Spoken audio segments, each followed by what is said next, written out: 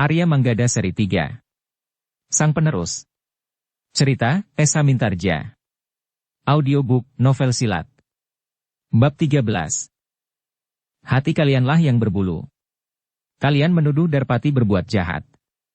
Tetapi bukankah di hati kalian sendiri tumbuh niat seperti itu? Kalian ingin menyingkirkan Darpati, jika tidak merampas nyawanya karena kalian tidak mampu, juga dengan menghancurkan nama baiknya. Agaknya kakek, ayah dan ibu mulai terpengaruh oleh tanggapan kalian terhadap Darpati, sahut Winnie. Winnie, berkata Manggada yang mulai berkeringat mengendalikan perasaannya yang bergejolak, kau harus mencoba mendengarkan kata-kata kami. Laksanalah yang menjadi hampir tidak sabar. Tetapi karena ia mengingat bahwa gadis itu adalah cucu Kiai Gumrah, maka Laksana dengan susah payah masih mengendalikan dirinya. Apalagi yang harus aku dengar, bertanya Winnie. Apapun yang kami lakukan, adalah karena kami menganggapmu sebagai adik kandung kami sendiri. Kami tidak mau melihat kau ditelan oleh serigala yang ganas, namun yang mengenakan bulu domba itu, berkata Manggada, sekali lagi harus kau sadari, bahwa yang kami katakan adalah sikap batin Darpati. Bukan sikap hatimu. Kau harus yakin, bahwa kami tidak dapat menganggapmu lain daripada adik kandung. Itu pun merupakan satu kehormatan yang tidak ada taranya, karena kami adalah anak-anak terbuang yang mengembara menyusuri lorong-lorong sempit, lereng-lereng terjal dan tepi-tepi hutan yang pepat. Di siang hari kami berpayung matahari dan di malam hari kami berkandang langit dan berselimut awan. Dengan demikian, bagaimana kami berani memikirkan atau bahkan berangan-angan jauh melampaui derajat dan martabat kami sebagai pengembara yang tidak berharga? Winnie mengerutkan dahinya. Namun kemudian ia pun tersenyum sambil berkata lembut. Maaf Kakang. Tetapi Kakang jangan merajuk seperti itu. Seharusnya sebagai seorang laki-laki Kakang menjadi marah kepadaku. Winnie, desis Manggada, seandainya aku tidak menganggapmu sebagai adik kandungku, maka aku tentu akan marah, karena kau tidak berhak bersikap demikian terhadapku. Aku minta maaf kepada Kakang berdua, desis Winnie pula. Baiklah Winnie, berkata Manggada kemudian, aku akan melupakannya. Tetapi apa yang aku katakan tentang Darpati sama sekali bukan fitnah. Tetapi benar-benar muncul dari nurani kami, kakak-kakak kandungmu. Mudah-mudahan dugaan kami itu tidak benar sehingga persoalannya tidak akan berekor dengan luka-luka di hatimu dan di hati ayah, ibu serta kakekmu. Jika kau percaya, tentu juga di hatiku dan di hati Laksana. Aku berterima kasih bahwa kalian tidak menjadi marah kepadaku Kakang, berkata Winnie kemudian. Jika kau mau mendengarkan kata-kata kami, kata-kata kakek, ayah serta ibumu, maka kami akan menjadi sangat berbahagia, jawab Manggada. Winnie pun kemudian bangkit berdiri sambil berdesis, Kakang, aku akan memperhatikan keteranganmu, keterangan ayah, kakek dan ibu. Tetapi kenyataanlah yang akan membuktikan, apakah anggapan kalian terhadap Darpati itu benar. Tentu saja Winnie. Tetapi kesadaranmu jangan datang terlambat, berkata Manggada. Winnie mengangguk sambil tersenyum. Namun kemudian ia pun melangkah ke dapur sambil berdesis. Aku harus membantu ibu. Demikian Winnie hilang di balik pintu, Laksana tiba-tiba saja berkata, apa pula yang kau lakukan? Heh, Winnie sendiri berkata kepadamu, jangan merajuk. Seharusnya kau marah. Kenapa justru kau berkata dengan nada cengeng tentang pengembaraan kita? Seolah-olah kita di siang hari berpayung matahari dan di malam hari hati kita berkandang langit berselimut awan. Manggada tertawa tertahan. Katanya, tetapi bukankah hati Winnie menjadi luluh? Apa katanya? Ia telah minta maaf kepada kita berdua. Heh, Laksana. Seorang gadis yang sedang mulai menapakkan kakinya ke dalam dunia mimpi, maka ia akan lebih mudah tersentuh oleh kata-kata yang sedikit merajuk seperti itu. Laksana mengerutkan dahinya. Namun ia pun kemudian tertawa. Katanya, pantas Winnie menyebut kita tidak jujur. Ternyata kau memang pandai berpura-pura. Tetapi bukankah kita tidak bermaksud buruk? Laksana mengangguk. Katanya, iya. Kita memang tidak bermaksud buruk. Nah, kita sekarang akan turun ke kebun. Kita akan membantu Kiai Gumrah, ajak Manggada. Namun Laksana sempat berdesis, tetapi mata Darpati tidak kabur. Kenapa? Bertanya Manggada. Laksana tersenyum. Perlahan-lahan ia berdesis. Winnie memang cantik. Kau, sahut Manggada, ketika kita menyelamatkan gadis yang hampir saja menjadi korban keris Panembahan itu, kau mengatakan bahwa gadis itu cantik sekali. Kemudian ketika kita membantu menyelamatkan Mas Rara, kau berkata bahwa Mas Rara adalah gadis yang sangat cantik. Sekarang kau bertemu dengan Winnie, kau berkata bahwa Winnie adalah seorang gadis yang memang cantik. Laksana tertawa. Hampir saja ia tidak dapat menahan suara tertawanya. Namun kemudian ia menutup mulutnya dengan telapak tangannya. Tetapi ia sempat berdesis, ketiga-tiganya telah kita pertaruhkan dengan nyawa kita. Sudahlah. Desis Manggada, kau jangan mengigau begitu. Laksana tidak menjawab. Tetapi ia masih tersenyum sambil melangkah mengikuti Manggada yang pergi ke halaman belakang. Demikian keduanya berada di pintu butulan, mereka melihat Kiai Gumrah yang telah berdiri di longkangan bersama Ki Prawara memandang ke udara. Tanpa ragu-ragu Manggada pun menebak. Burung elang itu lagi, Kek? Ya. Kemarilah. Biarlah burung itu melihat bahwa kau berdua telah selamat sampai di rumah ini. Manggada dan Laksana pun segera turun ke longkangan. Mereka melihat sepasang burung elang yang terbang berputar-putar. Yang seekor tentu bukan elang yang telah terluka. Sedangkan yang seekor lagi nampaknya juga masih segar. Tetapi mereka memang tidak dapat membedakan seekor elang dengan elang yang lain. Beberapa saat burung elang itu berputar-putar di atas rumah Kiai Gumrah. Sementara Manggada berdesis hampir kepada diri sendiri, apakah ada semacam isyarat buat Darpati?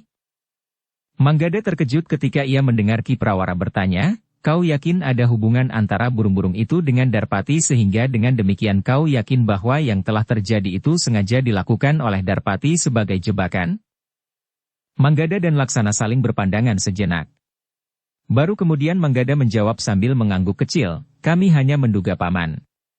Tetapi menurut pendengaran kami atas beberapa pendapat dari Paman sendiri, kakek dan bibi agaknya memang demikian. Namun Winnie akan berpendapat lain. Ki Prawara mengangguk-angguk, ketika Ki Prawara itu kemudian menengadahkan wajahnya, maka burung elang itu sudah terbang menjauh dan kemudian hilang di kejauhan. Winnie telah membuat kepalaku menjadi pening, berkata Ki Prawara, aku menyesal membawanya kemari sehingga ia bertemu dengan Darpati. Bagiku Darpati jauh lebih berbahaya dari Rambatan, karena kita tahu dengan pasti, siapakah Rambatan itu dan seberapa tinggi kemampuannya. Tetapi Darpati bagi kita masih terlalu asing. Sementara Winnie telah langsung tertarik melihat wujud orang itu. Tetapi bagi seorang gadis seumur Winnie, kita masih mempunyai kesempatan untuk mengarahkannya. Menurut pendapatku, sebaiknya kita berterus terang bahwa kita menduga bahwa Darpati adalah salah seorang dari antara mereka yang ingin mengambil pusaka-pusaka itu, berkata Kiai Gumrah. Aku juga berpikir demikian ayah. Tetapi apakah Winnie percaya? Apakah ia tidak mengira bahwa itu adalah sekedar alasan kita untuk mencegahnya berhubungan dengan Darpati? Kita akan mencobanya, berkata Kiai Gumrah. Ki Prawara mengangguk-angguk. Katanya, baiklah ayah. Kita memang harus berbicara dengan terbuka terhadap gadis itu. Kita berharap bahwa ia akan dapat mengerti apa yang sebaiknya dilakukan. Kita tidak ingin Winnie menjadi semakin jauh terjerumus ke dalam ikatan batin dengan Darpati. Kiai Gumrah mengangguk-angguk saja. Namun katanya kemudian kepada Manggada dan Laksana, kalian harus membantu kami. Ya kakek, jawab Manggada dan Laksana. Baiklah, jawab Kiai Gumrah. Kita harus menjaga agar persoalan kita tidak menjadi semakin kusut. Sementara Kiai Windu Kencana tentu sudah membicarakan rencananya semakin masak. Waktu kita menjadi semakin sempit. Orang yang kita harapkan dapat memberikan keterangan adalah Kundala. Tetapi jika benar Darpati adalah salah seorang di antara mereka, maka Kundala akan semakin sulit menghubungi kita. Apalagi jika pada suatu saat Darpati ada di sini, sengaja atau tidak sengaja melihat Kundala singgah. Ki Prawara mengangguk-angguk. Katanya, kita harus menemukan satu cara untuk menyingkirkan Darpati dari Winnie. Tetapi Ki Prawara dan Kiai Gumrah sepakat untuk berbicara langsung dengan Winnie lebih dahulu. Menjelang sore hari, maka Manggada dan Laksana telah melakukan tugasnya sehari-hari. Mereka telah berada di Banjar untuk membersihkan halaman Banjar menggantikan pekerjaan Kiai Gumrah. Mengisi lampu dan kemudian menyiapkannya. Jika senja turun, maka mereka tinggal menyulutnya saja. Namun dalam pada itu, seorang anak muda yang agaknya tergesa-gesa datang menemui mereka. Ada apa? Bertanya Manggada. Rambatan. Desis anak muda itu. Kenapa dengan rambatan? Bertanya Laksana sambil mengerutkan dahinya. Ia mendendammu, jawab anak muda itu. Kenapa dendam aku? Bertanya Laksana pula. Ketika ia berniat mengajak adikmu singgah di rumahnya, maka niatnya itu telah terhalang. Tetapi bukan kami yang menghalanginya. Tetapi Darpati. Nampaknya ia tidak berani melawan orang itu. Selain itu ia tidak tahu di mana tinggalnya orang yang telah memukulinya bersama dengan beberapa orang anak muda dari padukuhan kami. Jadi dendamnya ditimpakan kepada kami, bertanya Manggada dengan nada tinggi. Ya. Bahkan bukan hanya itu. Tetapi Rambatan telah mengadu kepada Ki Bekel. Meskipun Ki Bekel dan para bebahu padukuhan ini tidak senang terhadap Rambatan dan tingkah lakunya, tetapi bahwa anak-anaknya dipukuli oleh orang lain, Ki Bekel agaknya menjadi marah juga. Apakah Rambatan telah mengelabui Ki Bekel dengan keterangan palsu? Bertanya Manggada. Tidak. Ki Bekel sudah mendapat laporan tentang apa yang terjadi. Ki Bekel memang menjadi marah kepada Rambatan dan memberinya peringatan. Tetapi di samping itu, Ki Bekel tidak mau anak padukuhan ini dipukuli oleh orang lain. Bukankah Rambatan berbuat salah? Jika tidak ada orang lain itu, maka adikku dapat saja mengalami hal yang buruk, jawab anak muda itu. Menurut Ki Bekel, Rambatan harus dilaporkan kepadanya. Bukan dipukuli dan bahkan dilukai, jawab anak muda itu. Terlambat. Jika saat itu, kami harus melapor kepada Ki Bekel, maka yang tidak diinginkan mungkin sudah terjadi. Sementara itu memang Rambatan dan kawan-kawannya yang justru mendahului sehingga timbul perselisihan itu, berkata Laksana. Ya. Aku mengerti. Tetapi berhati-hatilah. Atau pulang sajalah. Rambatan dan kawan-kawannya kadang-kadang tidak dapat menahan diri, berkata anak muda itu. Tetapi jika ia berbuat demikian, maka Darpati akan marah. Ia dapat berbuat banyak atas Rambatan dan kawan-kawannya, jawab Manggada. Betapapun tinggi kemampuan orang itu, tetapi Rambatan dapat menggerakkan banyak anak-anak muda padukuhan ini. Senang atau tidak senang, anak-anak muda itu tidak berani menolak jika Rambatan minta agar mereka melakukannya, berkata anak muda itu. Jika dasarnya adalah karena mereka takut terhadap Rambatan dan kawan-kawannya, maka ketakutan yang lebih besar akan mencegah mereka. Darpati pantas lebih ditakuti dari Rambatan, jawab Manggada. Tetapi orang yang bernama Darpati itu tidak bertemu setiap hari dengan anak-anak muda di padukuhan ini, berkata anak muda itu. Manggada dan Laksana termangu-mangu sejenak. Namun kemudian Manggada berdesis, baiklah. Kami akan pulang. Pekerjaan kami memang sudah selesai. Tinggal nanti menyalakan lampu-lampu minyak itu. Tetapi Laksana itu pun bertanya, jika kami pulang, apakah Rambatan dan kawan-kawannya tidak akan menyusul kami?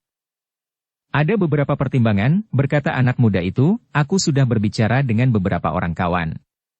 Rambatan agaknya segan datang ke rumahmu karena ada adikmu. Apalagi melakukan kekerasan terhadap kalian berdua. Manggada dan Laksana mengangguk-angguk. Katanya, jika Kiai Gumrah tidak terlalu sibuk, biar Kiai Gumrah sajalah nanti yang menyalakan lampu di Banjar. Manggada dan Laksana saling berpandangan sejenak. Dengan nada datar Manggada berkata, baiklah. Aku akan berbicara dengan kakek. Demikianlah. Maka Manggada dan Laksana itu pun segera meninggalkan Banjar itu, sementara anak muda itu pun telah pergi pula. Anak muda itu berusaha agar kedatangannya tidak diketahui oleh Rambatan atau kawan-kawannya yang seakan-akan telah menjadi pengikutnya. Ketika Manggada dan Laksana sampai di rumah Kiai Gumrah, maka keduanya masih saja ragu-ragu. Apakah mereka akan mengatakannya apa yang akan dilakukan oleh Rambatan? Tetapi tiba-tiba saja Laksana berkata, aku tidak mau selalu menghindar dari setiap persoalan. Kita tidak akan dapat terus-menerus bersembunyi, kakek juga tidak. Sementara itu Darpati sudah mengetahui bahwa kita bukan Rambatan. Manggada mengangguk-angguk. Namun tiba-tiba ia berdesis, Darpati sama sekali tidak merasa heran melihat kita berkelahi di dekat pancuran itu. Agaknya ia memang sudah mengetahui bahwa kita memang bukan orang yang sama sekali tidak berdaya. Agaknya memang demikian. Ketika ia melindungi Winnie dari niat Rambatan mengajaknya singgah di rumahnya, ia sengaja mencegah kita berbuat sesuatu, jika kita berbuat sesuatu, maka kejantanannya akan menyusut di mata Winih, sahut Laksana. Manggada termangu-mangu sejenak. Namun kemudian katanya, baiklah. Kita tidak akan menyembunyikan diri untuk seterusnya. Kita akan pergi ke Banjar untuk menyalakan lampu nanti. Kita tidak usah minta pertimbangan kakek. Kita justru akan mengatakan kepada kakek bahwa kita tidak mempunyai kesempatan untuk mengelakkan diri dari benturan kekerasan, berkata Laksana kemudian. Manggada mengangguk-angguk. Rasa-rasanya memang menjemukan untuk terus-menerus berpura-pura. Karena itu, maka keduanya memang tidak mengatakan kepada Kiai Gumrah bahwa Rambatan akan mengajak kawan-kawannya melontarkan dendam dan kemarahannya kepada mereka berdua. Tidak seperti yang dikatakan mereka kepada anak muda itu, maka Manggada dan Laksana justru dengan sengaja pergi ke Banjar Lama itu untuk menyalakan lampu minyak. Mereka sama sekali tidak merasa perlu lagi untuk menghindar, karena dengan demikian maka persoalan antara mereka dan Rambatan justru tidak akan segera dapat diselesaikan. Manggada dan Laksana kemudian sepakat, jika mereka tidak melarikan diri, maka Rambatan dan kawan-kawannya tidak akan menakut-nakuti mereka lagi. Ternyata anak muda yang datang memberitahukan kepada mereka, bahwa Rambatan dan kawan-kawannya akan datang itu tidak berbohong. Demikian lampu-lampu minyak di Banjar Lama itu menyala, maka di halaman Banjar itu telah menunggu beberapa orang anak muda yang dipimpin oleh Rambatan. Orang-orang yang mencegat Winih di Bulak itu, desis Manggada yang hanya didengar oleh Laksana. Laksana menarik nafas dalam-dalam. Katanya, Rambatan benar-benar menjadi sakit hati. Agaknya ia ingin membangkitkan kepercayaan kawan-kawan yang telah menjadi pengikutnya itu. Jika mereka berhasil menghajar kami berdua, maka cacat nama Rambatan karena kekalahannya dari Darpati akan sedikit dipulihkan. Tetapi Laksana itu pun berkata, tetapi aku tidak mau dikalahkan. Aku akan berbuat sebagaimana dilakukan oleh Darpati. Namun ketika keduanya turun dari tangga pendapa Banjar Lama, yang berdiri di paling depan bukan Rambatan, tetapi seorang yang sebelumnya belum pernah dilihat oleh Manggada dan Laksana. Hati-hati terhadap orang ini, bisik Manggada. Laksana mengangguk. Tetapi ia justru langsung melangkah mendapatkan orang itu. Orang itu mengerutkan dahinya. Dengan tajamnya ia memandang Laksana yang kemudian berdiri di hadapannya. Seakan-akan tidak ada persoalan apapun, Laksana berkata, "Selamat malam, Kisanak. Apakah kalian mempunyai keperluan?" "Siapa kau?" bertanya orang yang bertubuh kekurus-kurusan itu. "Aku adalah cucu Kiai Gumrah, yang terbiasa merawat Banjar Lama ini. Bukankah Rambatan dan anak-anak muda padukuhan ini mengetahuinya? Tetapi justru aku yang bertanya kepada Kisanak. Selama aku berada di sini, aku belum pernah bertemu dengan Kisanak." "Persetan dengan kau," jawab orang itu, "aku tidak peduli apakah kau mengenal aku atau tidak. Tetapi di Bulak itu kalian telah menyakiti hatiku, hati kawan-kawanku," jawab orang itu. "Tetapi apa hubunganmu dengan persoalan yang pernah terjadi antara Darpati dan Rambatan? Jika Rambatan mendendam dan datang kepadamu untuk minta bantuanmu, maka sasaran dendamnya seharusnya adalah Darpati, bukan kami," berkata Laksana. "Tidak ada dendam dan aku tidak peduli dengan Darpati. Aku datang membalas sakit hatiku dan sakit hati kawan-kawanku." "Ya. Tetapi kenapa kau dan kawan-kawanmu menjadi sakit hati kepada kami? Jangan berputar-putar. Berkatalah terus terang. Rambatan gagal mengganggu adikku ini. Tetapi ia tidak berani membalas dendam kepada Darpati. Sekarang ia datang kepadaku bersama kawan-kawannya, bahkan dengan kau yang asing bagi padukuhan ini," Laksana berkata lantang. "Persetan semuanya itu. Aku tidak peduli.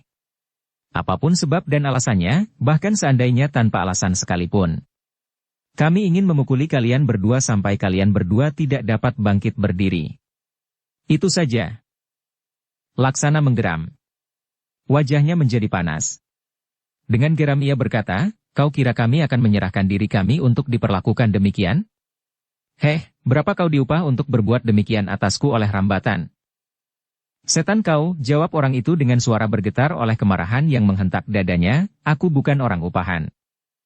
"Tentu kau orang upahan," jawab Laksana, "apapun wujud upahnya. Mungkin bukan uang. Mungkin kesempatan, mungkin pujian atau mungkin kau ingin menjadi pahlawan dan dikagumi kawan-kawanmu. Cukup. Kau yang hanya 2 orang itu akan berbuat apa, heh? Jika kalian mempersulit diri, maka nasib kalian akan semakin buruk. Lebih buruk lagi jika kami nanti datang ke rumahmu untuk mengambil adikmu itu. Karena itu, sebaiknya kalian dengar dan lakukan perintah kami. Melakukan perintahmu untuk memukuli diri sendiri, bertanya Laksana. Satu pendapat yang bagus, berkata orang yang tinggi kekurus-kurusan itu. Manggada dan Laksana termangu-mangu sejenak. Sambil tersenyum orang itu berkata, kami ingin melihat kalian berdua berkelahi. Kalian harus bersungguh-sungguh sehingga salah seorang di antara kalian tidak dapat bangkit lagi. Nah, yang menang akan kami maafkan. Yang kalah, akan mengalami nasib yang lebih buruk lagi. Tetapi Laksana tersenyum. Katanya, bagaimana jika kalian saja yang berkelahi? Yang menang akan aku maafkan. Wajah orang itu menjadi merah. Sambil berpaling kepada Rambatan ia berkata, Rambatan. Aku sependapat dengan kau, bahwa kedua-duanya harus mendapat pelajaran yang setimpal dengan kesombongannya. Mereka telah berpihak kepada orang yang dengan sengaja melawanmu. Nah, sekarang kau pantas memberikan hukuman kepada mereka. Jangan menunggu lagi, berkata Rambatan, aku sudah tidak sabar. Marilah, berkata orang yang kekurus-kurusan itu, kita sebagaimana aku katakan, akan memukuli mereka sampai mereka tidak dapat bangkit lagi. Adalah tidak diduga sama sekali, bahwa tiba-tiba saja Laksana justru telah meloncat menyerang orang yang kekurus-kurusan itu. Ia menganggap bahwa orang itu adalah orang yang paling diandalkan di antara sekelompok orang yang dipimpin oleh Rambatan itu. Serangan yang tiba-tiba itu sangat mengejutkan orang yang tinggi agak kekurus-kurusan itu. Karena itu, maka ia tidak sempat menghindar. Yang dapat dilakukan adalah berusaha melindungi dadanya yang menjadi sasaran serangan kaki Laksana dengan tangannya. Serangan Laksana demikian kerasnya didorong oleh segenap kekuatannya.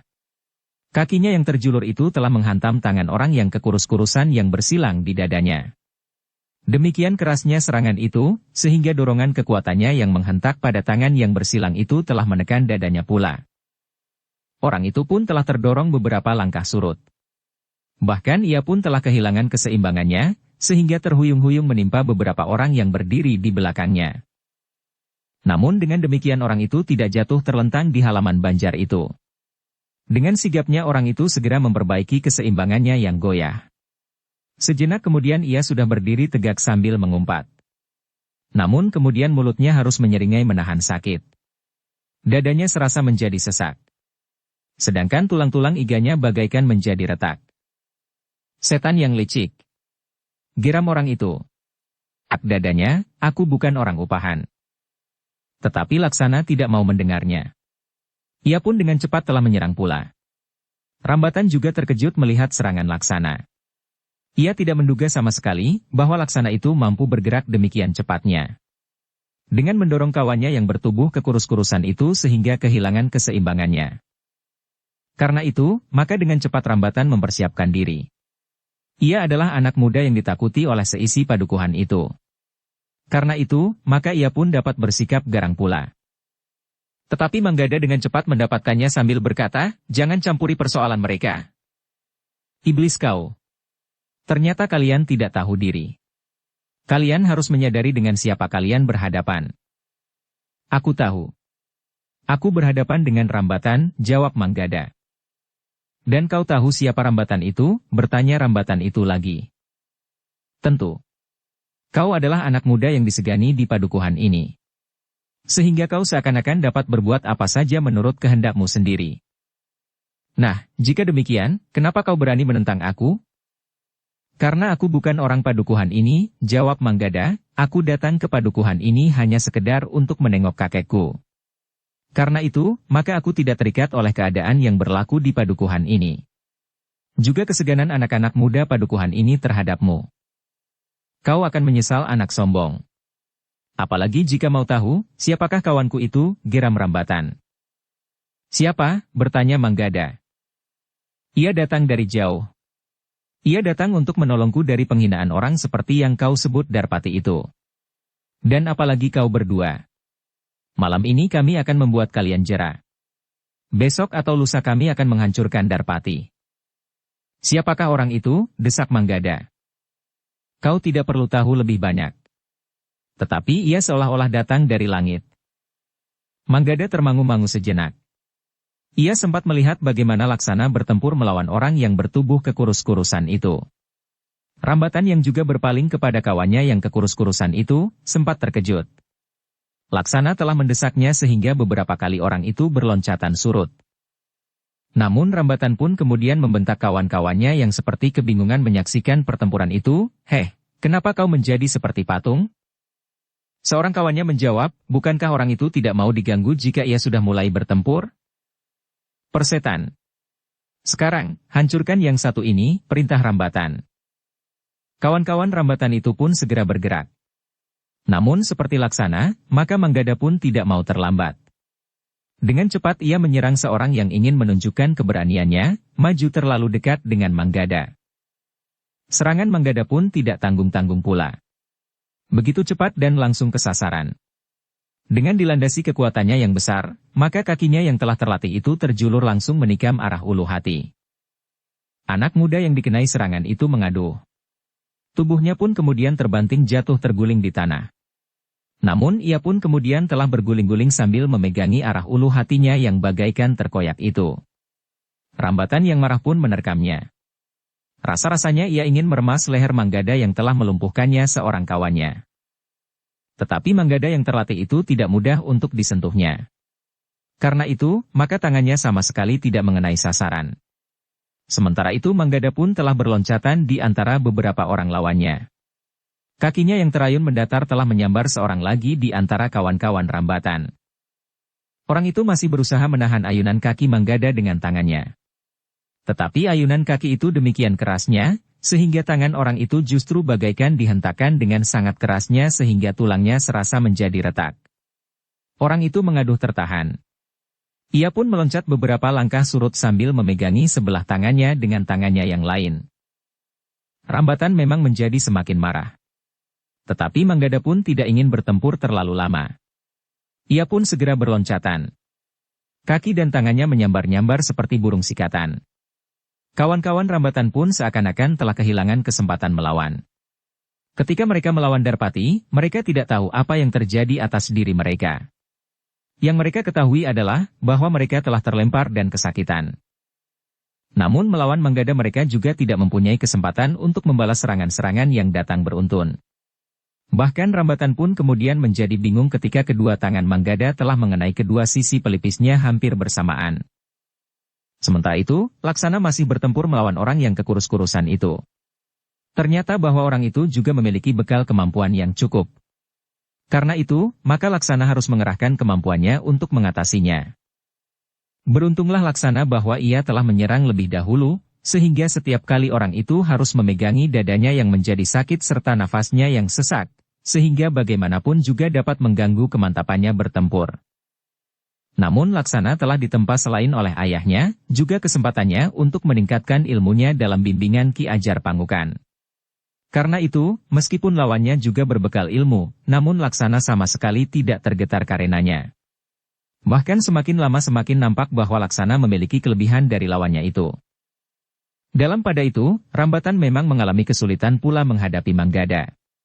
Bersama kawan-kawannya ia telah menjadi semakin terdesak. Dua orang kawannya telah menjadi kesakitan. Kemudian Rambatan telah beberapa kali dikenai oleh serangan-serangan Manggada. Kemampuannya mulai disengat oleh perasaan nyeri. Bahkan kemudian bahunya pun telah kesakitan pula. Sedangkan serangan-serangan Manggada semakin lama justru menjadi semakin cepat. Meskipun tidak segarang Darpati, namun Manggada ternyata memang tidak mudah dikuasai oleh Rambatan dan kawan-kawannya. Bahkan seorang lagi telah terlempar dari perkelahian itu dan terdorong jatuh menimpa sebatang pohon di halaman Banjar Lama itu. Sehingga kepalanya menjadi sangat pening. Ketika ia mencoba untuk bangkit ternyata halaman Banjar itu rasa-rasanya menjadi berputar. Karena itu, maka orang itu pun telah menjatuhkan dirinya dan duduk sambil menyembunyikan wajahnya di belakang kedua tangannya. Namun bumi tempat ia duduk itu pun rasa-rasanya masih saja berputar. Rambatan menjadi semakin marah. Tetapi ia harus melihat kenyataan. Kawan-kawannya menjadi semakin berkurang. Sementara itu, orang yang kekurus-kurusan, yang diharapkannya akan dapat menyelesaikan persoalan, ternyata juga mengalami kesulitan melawan Laksana.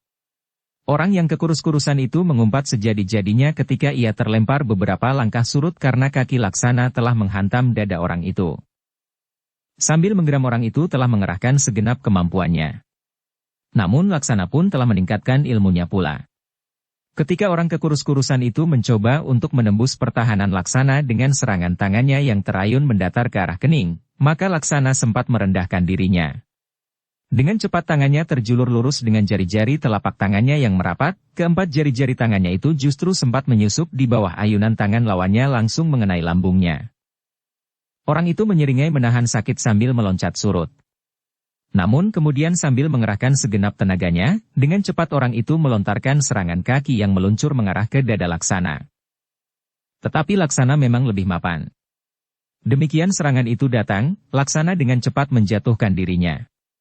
Kedua kakinya sempat terbuka dan bagaikan menyuruk menjepit kaki lawannya yang satu lagi.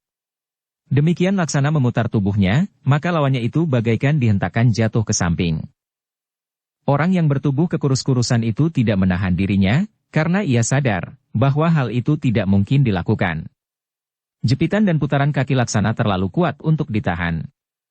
Karena itu, maka ia justru menjatuhkan dirinya dan berusaha untuk berguling beberapa kali sambil melepaskan jepitan kaki Laksana.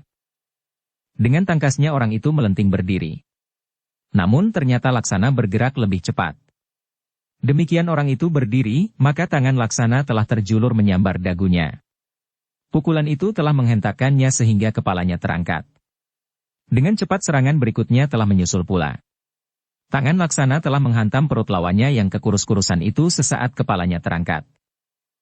Pukulan Laksana itu menjadi demikian kerasnya sehingga orang itu terbungkuk kesakitan. Tetapi ternyata bahwa orang itu memiliki tubuh yang liat.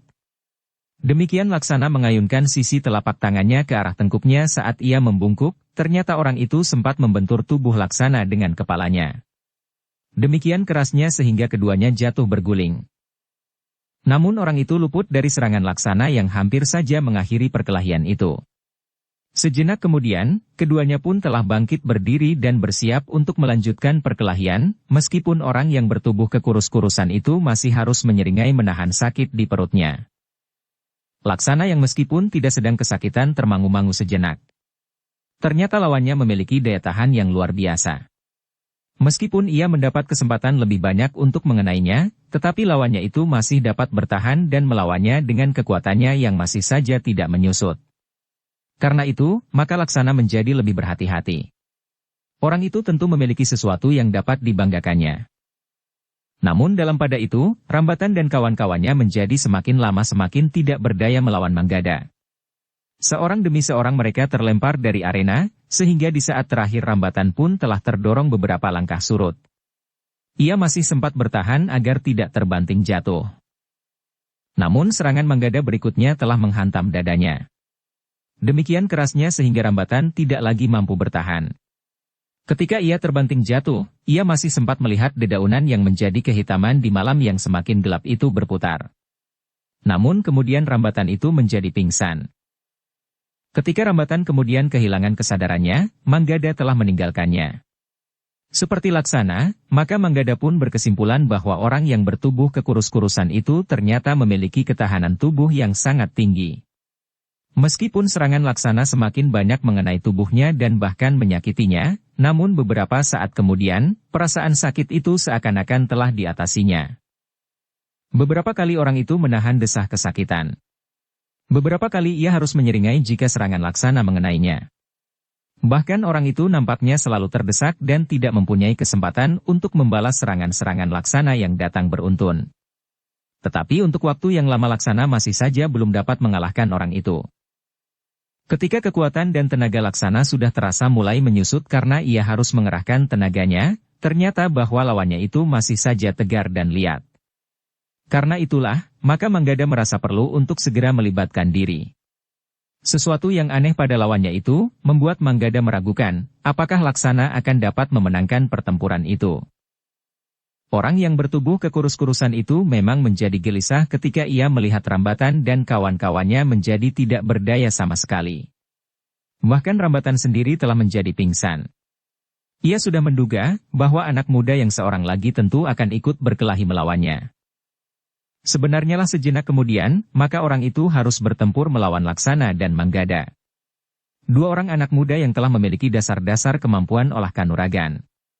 Ternyata orang yang kekurus-kurusan itu memang menjadi semakin sulit. Tetapi semakin lama tubuhnya seakan-akan menjadi semakin liat. Sekali-sekali orang itu mengaduh dan menyeringai menahan sakit. Namun kemudian ia telah bertempur lagi dengan garangnya. Bahkan sekali-sekali orang itu dengan sengaja telah membentur serangan Manggada atau Laksana. Meskipun orang itu terlempar dan terguling, jatuh, namun ia pun cepat bangkit dan bersiap melanjutkan pertempuran. Sesaat ia masih terdengar mengeluh atau mengurut pinggangnya yang kesakitan. Namun setelah ia berloncatan lagi, maka perasaan sakit itu rasa-rasanya telah hilang. Orang yang kekurus-kurusan itu telah melupakan perasaan sakitnya yang terdahulu ketika serangan Manggada dan Laksana yang kemudian mengenainya lagi. Namun bagaimanapun juga, melawan kedua orang anak muda yang mempunyai landasan ilmu yang semakin mapan itu pun memang terlalu berat baginya.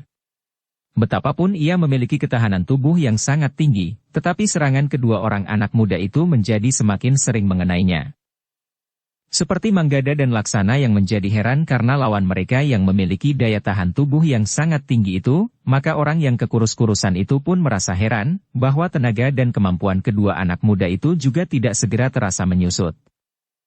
Meskipun sebenarnya Laksana sudah mulai merasa bahwa kekuatannya tidak lagi sesegar saat ia mulai bertempur dan bahkan sebenarnya sudah mulai menyusut.